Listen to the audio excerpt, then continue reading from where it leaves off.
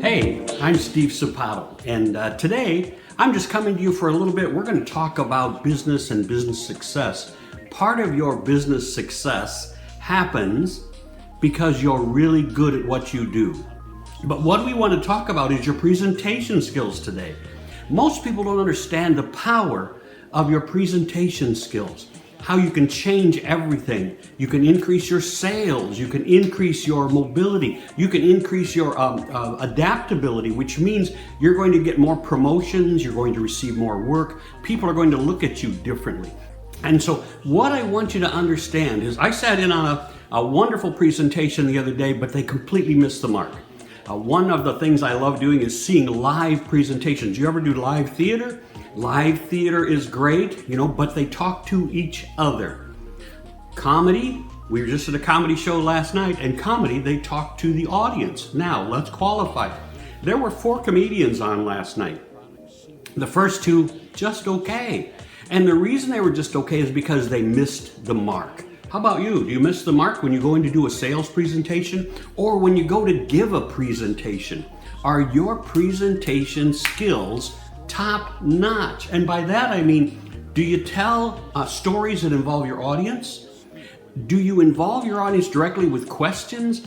What are the things that you love doing when you get in front of a group to do a presentation? You see, everything, I say group, but everything about that is one person. If I'm doing sales and marketing training, I have to teach the sales team that they're presenting to one person, but it's an organization.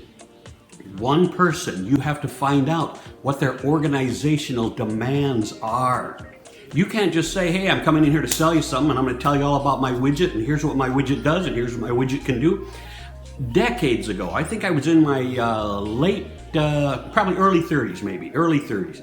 And I went in to apply for a job. Now, I was desperate for a job because I'd gone through several things. I'd gone through a bankruptcy out of one of my businesses, and I'd been struggling to make a living for about 2.5 years. And so I wanted to move back to my hometown, which was Moline, Illinois, Davenport, Iowa area. And in order to get back, I had to go looking for a job, a position. It was a sales job. I applied for this one sales job, and it was for the smallest radio station, I think in the whole world. I mean, it was small in downtown Moline, Illinois. I don't know what their listenership was, but their office was this big, their whole station was only that big. And when I went in to apply for the job, it was really fascinating because the guy sitting behind the desk and I are talking, and he says, well, you have no recent sales skills. Now, keep in mind, I was trained by IBM probably about 8 years before that, so I'd been through IBM training, which is in-depth, solid training, and I'd been through that. And so I said, I've got great sales skills. I'm an excellent salesperson. And he said, prove it. I went, what do you mean, prove it? He said, well, I've got a stack here. Now, he had a stack of probably 20, 25 applications. That's how tough the job market was then. 25 applications of people looking for sales jobs. And he said, all of these have recent experience. I went, oh, that's really cool. Here's my challenge. And I asked him this question: how much does this job pay? Now, keep in mind, this is, who knows, 1980, somewhere ballpark in there. And in 1980, I said, how much does this job pay? He said, it's got a base salary plus commission. I went, okay, and what would that be? And he said, the base salary was $12,000. I said, whoa, $12,000. I think I'm hard up, but I don't know if I'm that hard up, right? And when he said $12,000, I went, okay, well, what's the possible commission on that? And he said, you could probably make 50% more than that on commission. So the total job, if you're doing great, was going to be about $18,000 to $19,000. Wow, really? That's terrible even in those days. And so I asked the question, if those 25 experienced salespeople were that good, why are they looking for a job only paying $12,000 to $18,000? You see, he didn't have the answer to that, and that's what we all have to ask ourselves every day. What are we doing in our position right now, and how do our presentation skills help with that? Now, I didn't end up getting that job, and that's okay, because you know what? I probably would have hated it anyway. But what I want you to understand is there were people in there looking, right, presenting themselves as experts in their field. What does it take to present as an expert in your field? Let me give you an example. I was at a downtown event the other day, and I had a very qualified individual standing in front of a group of 50 to 55 people and telling all about their company. Here's what I want you to know. I don't care about their company. How about you? Do you care about my company? What do you think? You care about my company? I don't think you do, right? What you care about is what I can offer to you in this presentation. And this is a presentation, right? Opportunity. So you can learn how to be a better presenter. You can learn how to be more skilled at presenting. And the number one thing that makes you better at presenting is always to talk to your audience. Do you do that? Now, some people say, well, yeah, I tell them, this is what my company does and this is what I do. I go, nope, that's not talking to your audience. That's talking at your audience. So when we talk about talking to your audience, you have to make stories about us. Have you ever applied for a sales job? Anybody? Have you ever applied for a sales job? I'm sure some of you out there have. And when you apply for the sales job, what do you put down as your experience? Oh, I was a salesman here, I was a salesman there. Most of the time you put down, I sold this much, I did this much, because you want them to know that you had results. So how do I create results in you if you're listening to me as a presenter? If I'm talking to 40 or 50 people, one of the things I want you to know is that I have to make stories about you. So let me give you an example. As I teach presentation skills, and I teach them to some of the best people in the nation at this stage, and they learn how to be better at reaching an audience. It's always about reaching into their hearts and their memories, right? So I always think about when I was a kid. You guys have a good childhood when you're growing up? Some of you will say yes, some will say, oh no, my childhood was just horrible. Some of you had abusive childhoods, and some of us had what I consider a perfect childhood. Was I rich? Was I wealthy? Nope. We had stew and soups most of the time because we were just as poor as everybody else at the time. I don't think we had it any better or any worse than everybody else. So I could moan and bemoan all of my circumstances, but what I want you to understand is that most of the time, if we can relate. So how were you raised? Were you raised in a great atmosphere? I was raised in a little town. And how did you know when it was time to go home? How'd you know, right? So when it was time to go home, like at night, everybody says when the street lights came on. Did you guys have to worry about that when the street lights came on? Well, I did that too. And I remember at one point in time, my dad always had this great whistle. He'd stick his fingers in his mouth like that and give out this huge whistle. I tried for years. I still try to this day to duplicate that whistle. I can't even get a... You guys whistle, by the way? Anybody here whistle? Terrible whistler. Anyway, my dad would whistle. He'd get one of those huge whistles. Well, I was up the block. I was 12 years old. I was a mover and a shaker in those days. And I'd gone up the block to enjoy some time with some friends and probably a girl at that point in time. And it got dark. The lights came on. I paid no attention because I was, trying to be that guy. And then I hear the whistle from a block away. Very faint, but there it was, my dad whistling. And when I heard that whistle, I went, oh my God, I'm in big trouble. And I turned and just lit off on a dead run. Now, it's dark out. Everybody's backyards are not fenced in those days. So I'm running through the yards, and as I go through this one backyard, somebody put a picnic table there. And at that time, it caught me right in my waist. And all I remember is running full speed, not seeing it at all. And as it caught me waist high, my head just went bam, right? Just whack, right there. And I remember raising up, and you could have said, oh, I don't feel good. Nope. I had to get home, and I just turned and lit out right after that. So it was like, bam, running home.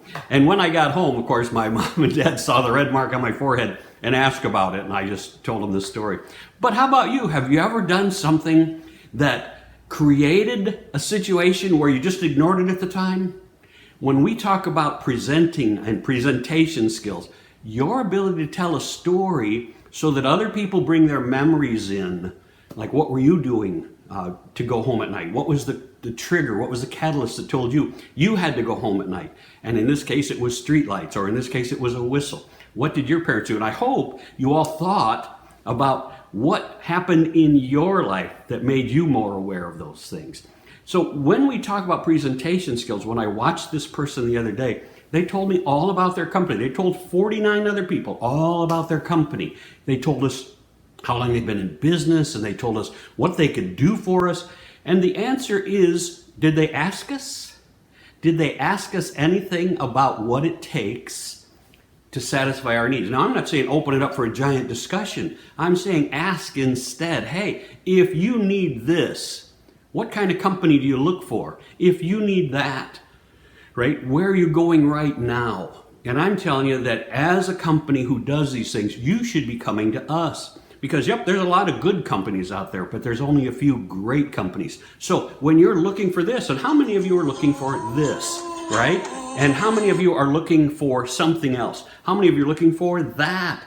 When we have that ability to draw from our audience what they want, what they're looking for, what they desire and are needing in their organization, that's when we become relevant to our audience. So this person gave a 15-minute presentation, and I'm willing to bet 90% of the people phased out for 70 or 80% of their talk simply because they told us about their company, all the things that they offered, all the things they could do for us.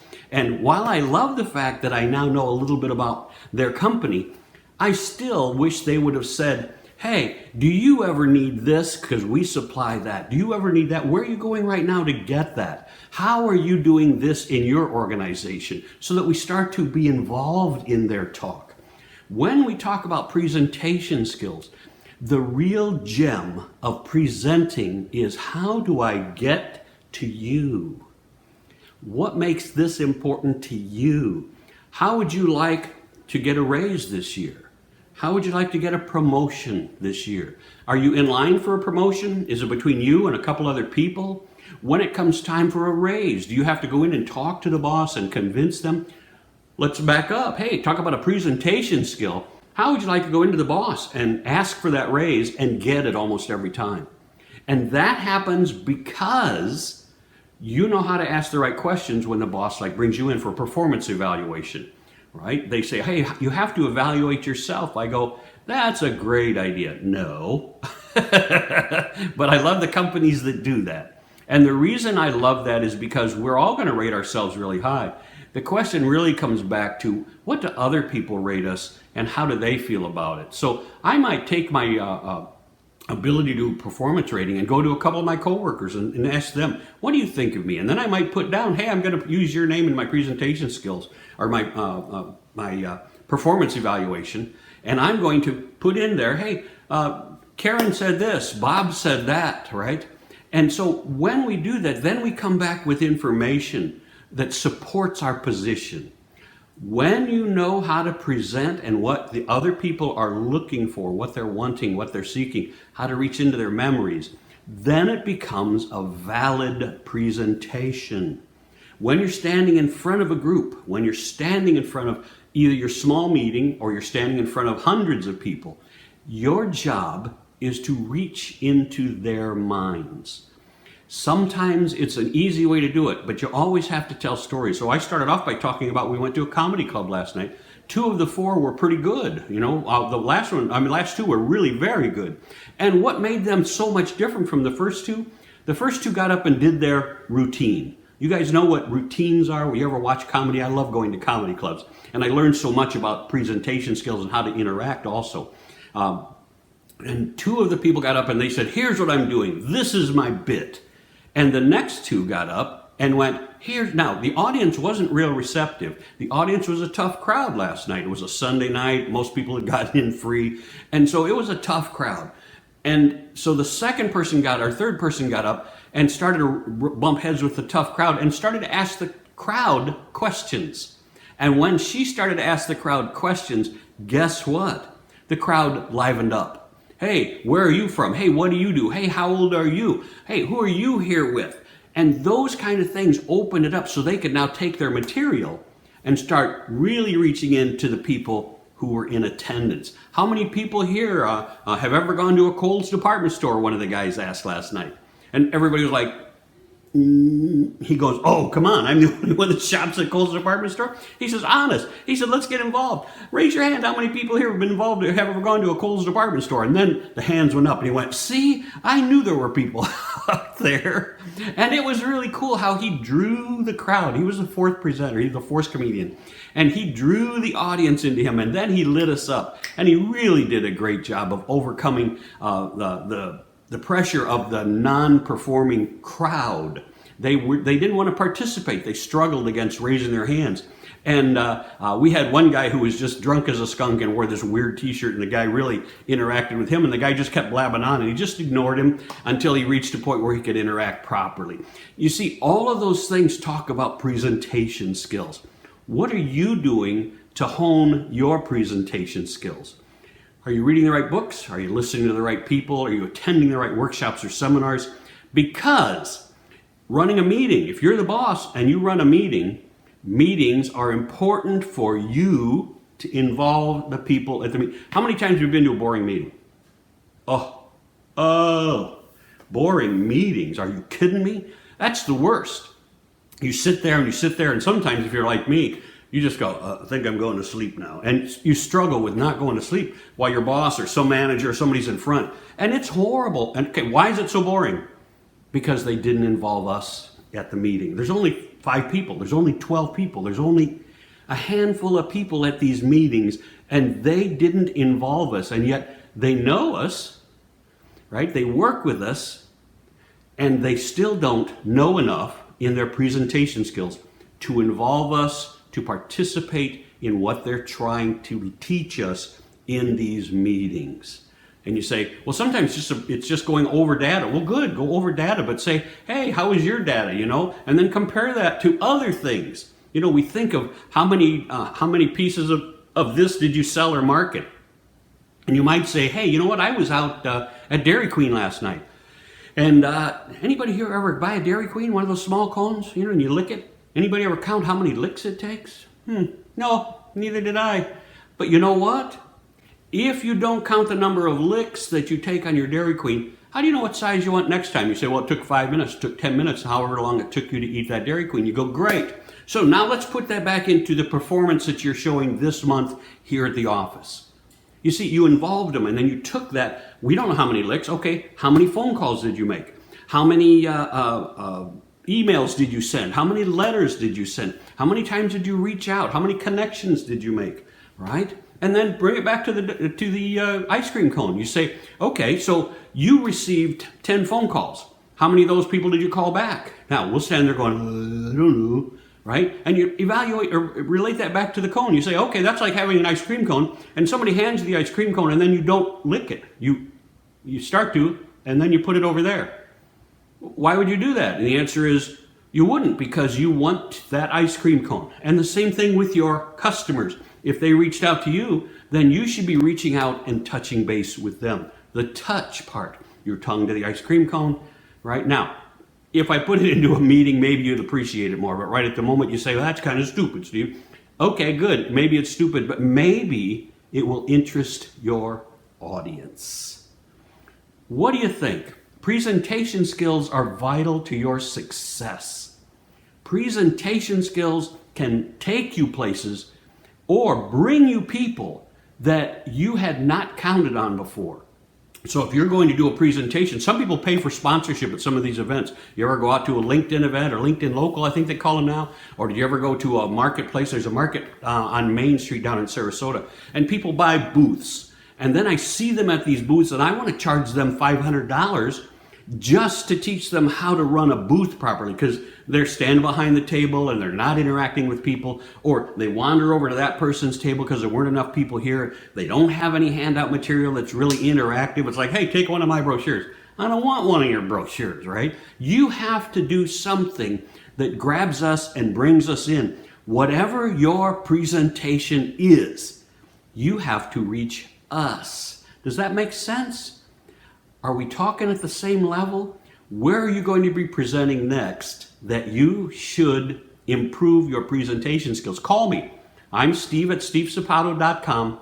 You can certainly reach out and say, Steve, I'm going to be doing this. I got a booth coming up. What should I do? I have a presentation coming up. How should I say it? Reach out to me and let's talk about what it takes to make you more successful in your life. I guarantee you I can help you if that's what you want to do, is get better, right? Do you want to get better at what you do? I always want to get better at what I do. That's why I pay attention to what these other people are doing. I go to other people's presentations. I watch people on TV because you know what? You've got these wonderful cable channels, and there's one on there that you can watch all kinds of podcasts and those type of things. And I love watching those things because I watch to see how other people do it. Tune into TEDx, TED Talks. I watched the most boring TEDx talk the other day, and it was a girl talking about happiness. I was stunned. I went, she talked for 12 minutes or something, and I'm just like, terrible boring, horrible boring. And you know what? She's on TEDx and I'm not. And that's the way it is. But could I help her improve her skills? Oh, I think I could help her vastly improve her skills. Will she ever ask me? Probably not, because she hasn't heard of me any more than I'd heard of her before she did a TEDx talk. But you know what? Go there. Find out what people do that is great, and find out what people do that isn't so great, and learn from both. Hey, I'm going to wrap this up. I really don't know how long it's been, but I know it's been long enough. If you need help with your presentation skills, I want you to give me a call. I'm Steve at stevesapato.com. Reach out, let's talk, and let's make things happen. I hope you're having a marvelous day. This is going to be a great week and really a great year. God bless.